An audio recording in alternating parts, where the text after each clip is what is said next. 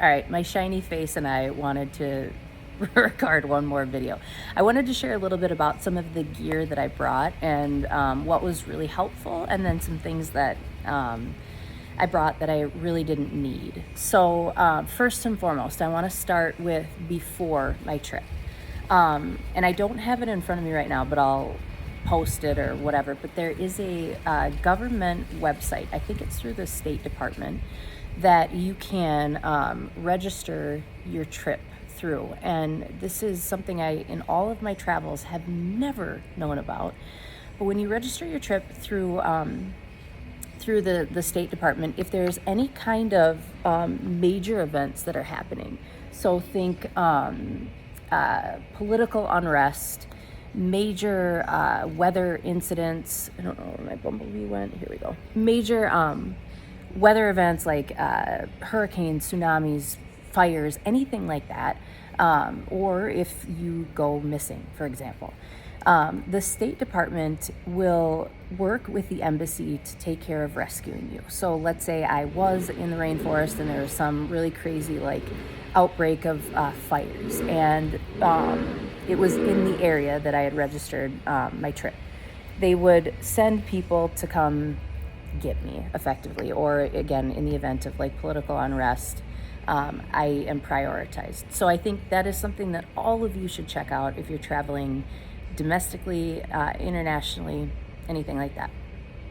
Second thing is vaccines. And I know this is a sensitive thing. We all have a right to bodily autonomy, but I wanted to share with you some of the vaccines that I did get and some of the vaccines that I didn't get and why.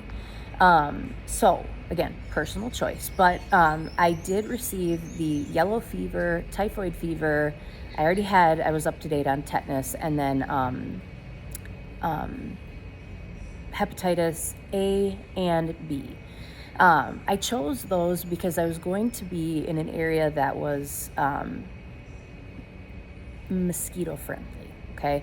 And yellow fever, dengue fever, chikungunya, and typhoid fever are all very painful. Not many cases of people dying, but at the same time, what I needed to think about was where I was going to be located and what would happen if I got sick. Being, in the jungle like this, I'm not close to a hospital. And so I had to really think about what it was going to be like if I did get sick, and the experience, right? It does not feel good to be sick to begin with, but to be sick in a place where it's really hot. You don't have a comfortable bed, so to speak, and there's not a lot of food, being dehydrated, all of those things. Now, was I going to die? No, of course not. This wasn't an actual being dropped off in the jungle and left to my own devices, but I wanted to be as comfortable as possible, knowing that there was an element of discomfort already there because I was in the middle of nowhere. So I received those. I was offered rabies. I didn't think that was something that was necessary, but that, again, was a personal choice. I knew going into this that it was the drier season, and so there may not have been as many animals around. And then also, just a fun fact, when you have fire, part of what's helpful of having a fire is the smoke that comes from it, and a lot of animals are not attracted to the smoke because it's dangerous, right? And so I didn't get rabies. I did not get dengue. I did not get chikungunya. Those were by the infectious disease doctor who gave me my vaccines. She didn't recommend those, as the side effects were a little bit, it wasn't worth it unless I was at risk or immunocompromised or anything like that. There were a couple of other ones that I didn't receive, but nonetheless, I also opted to receive leptospirosis pills. So take a couple when you get here and then a couple when you get home. And that was not knowing that we were going to be drinking from a creek. I'm really glad that I did the lepto series, just because that is horrible, and our dogs are vaccinated against lepto. I know someone, hi Sarah, if you're watching, who had a dog who contracted leptospirosis, and it is very awful on your body. So I had that with me. I also I had anti-malaria pills. I stopped taking them because I don't get bit a lot by mosquitoes, and I have a hack for you all, but I did bring them just in case that was something I wanted to have. And then, of course, I had the electrolyte supplements, and those are going to be beneficial in a lot of things in my life, not just being in the rainforest, or jungle rather. But it was very helpful to have them not only for myself, but to be able to share with the people that I was with because they needed them more than I actually ended up needing them. That's, I think, a key component is just how we share supplies. So those were the vaccinations I got. Yellow fever is good for the rest of my life, so I won't have to receive those, nor were any of these vaccinations required in Brazil. Some countries do require vaccinations. They weren't, so this was just optional for me. Again, risk, reward, comfort, and so on. I brought ibuprofen with me. I brought antidiarrheals, and I think that was it for what I brought in terms of medication. Bug spray. So as you could imagine, in the Amazon, the mosquitoes are birds. I'm kidding. But there's mosquitoes, there's gnats, there's all kinds of different critters, bugs biting, and so on. So a lot of the people bring DEET, Picaridin, and the DEET I think is the 100 proof. I don't even know. But when I was in Costa Rica for the first time doing my research project, I didn't use bug spray once, and this is the second time or the second location that has a lot of mosquitoes that I did not use bug spray. I don't want to put chemicals like that on my body. I will, right, because if it's not comfortable, but I didn't. Instead, I used, drum roll please, Victoria's Secret Bombshell perfume. The original Bombshell, not any of the sultry, blah, blah, blah, blah. There's been scientific research, that shows that the combination of floral notes in Victoria's Secret Bombshell is just as powerful as DEET. Now, that can be anecdotal. There are people who say, it's not. Listen, I did not put bug spray on once. I have 0 mosquito bites on my body. I did get bit in the back of the neck by an ant, but that was it. So I brought DEET, I brought Picaridin, didn't even open it. So my streak continues with no bug spray. Let's see, I brought a poncho that served also as a ground cover. I ended up not using that. I didn't need it. I think a dry bag would have been just fine, which I also brought too. But a dry bag for my my backpack in the event that I needed it. I had... I joined the Cool Kids Club. I have one of those hats that has the mosquito net on it.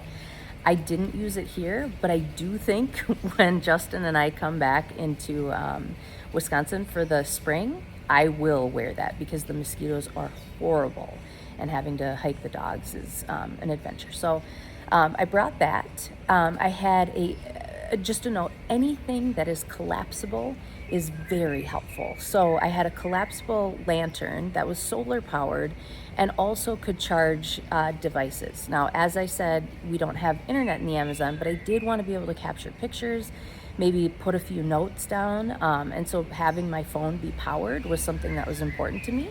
And so that lantern was helpful, although I didn't use the lantern part of it because I was here during a semi-full moon and I didn't need it because it was so bright already.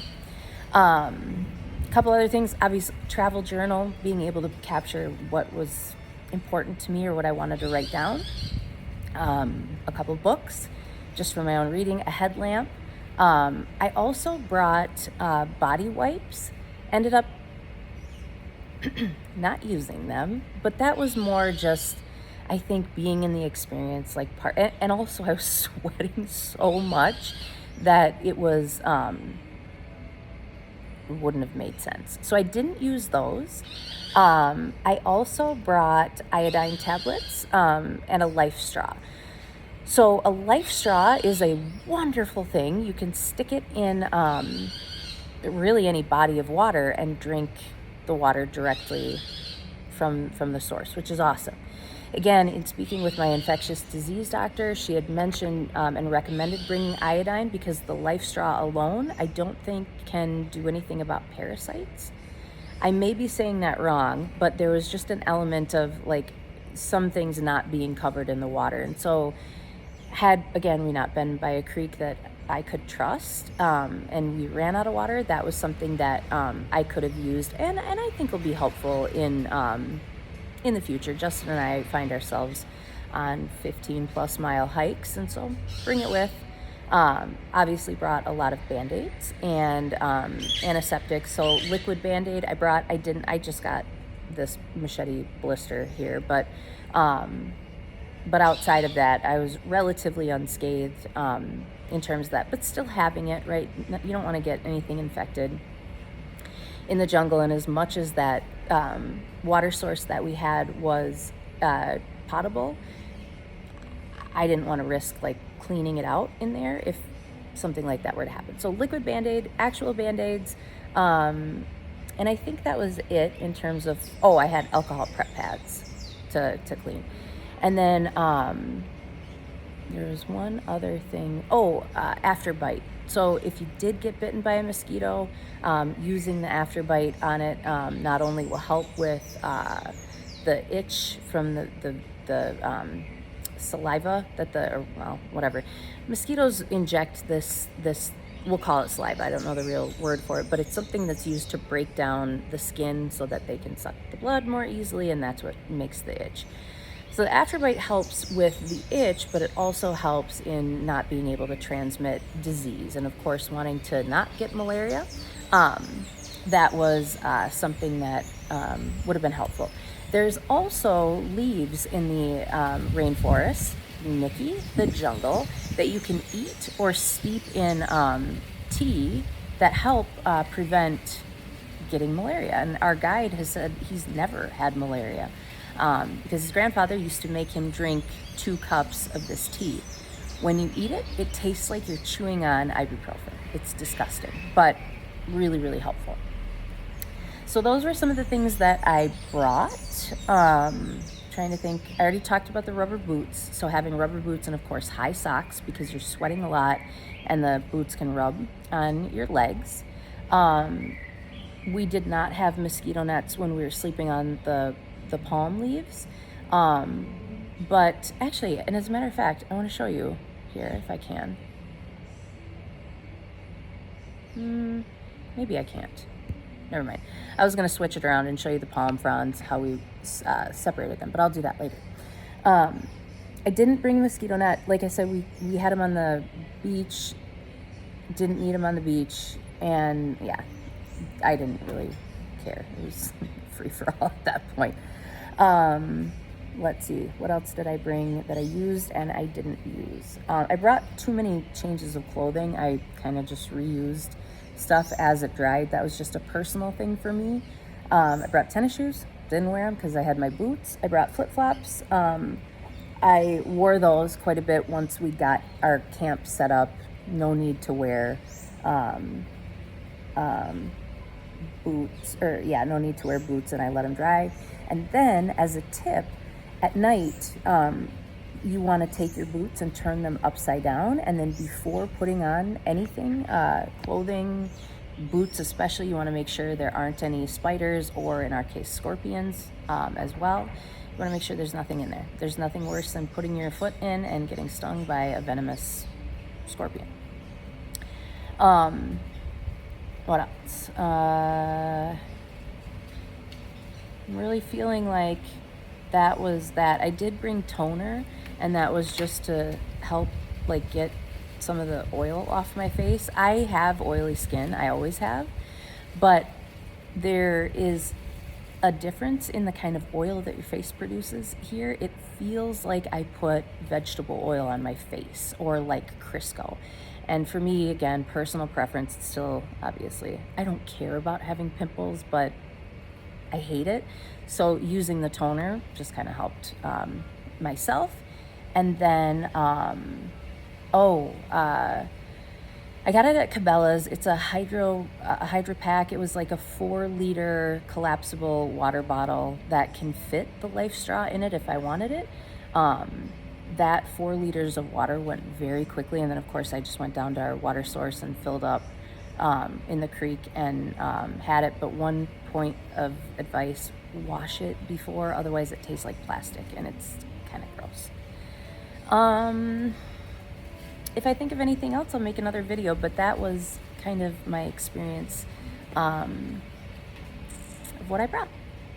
Oh, long pants, long shirt, again for bugs, and it didn't get cold per se overnight. I think it was like 70, upper 60s, but I'm the kind of person who will sleep with a blanket even when it's hot. I'll hang my leg out. Just being covered is comfortable for me, and that wasn't the case on the palm leaves, and so just kind of having those longer pants and longer sleeves was kind of a comfort thing. So okay, love you. Bon dia.